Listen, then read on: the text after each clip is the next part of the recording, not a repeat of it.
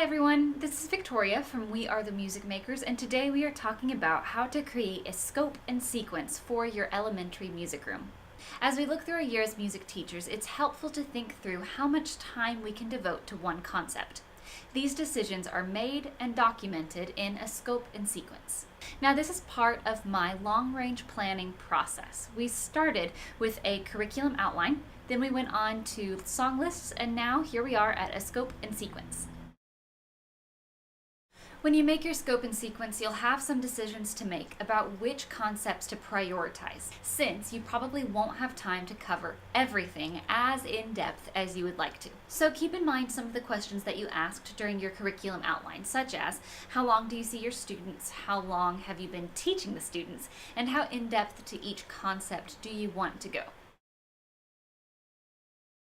Before you make your scope and sequence, pull out your school's calendar for the year and try to get a rough estimate of how many music classes you will have per month. Go ahead and plug in things like any holiday breaks or any staff development days. And while you're giving yourself breathing room, make sure that you've made some space for things like field trips or assemblies on Friday afternoons or sick days or snow days or concert prep or any of those things that sneak into the year. Now, the template I use for my scope and sequence is available for purchase in my elementary music planning kit. But if you don't want to purchase the kit, you can also make your own from scratch. If you're making your own template from scratch instead of purchasing the planning kit, start by listing out the months of the year that you teach along the top of the page.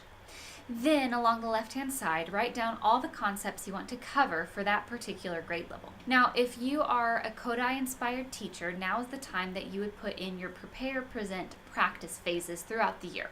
If you're an Orff-inspired teacher or you follow another philosophy, you could just put an X in each cell where you want to focus on that concept. So like I said, the template that I use for my scope and sequence is available in the Elementary Music Planning Kit.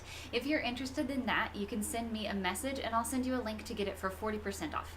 Thanks so much for watching and happy teaching.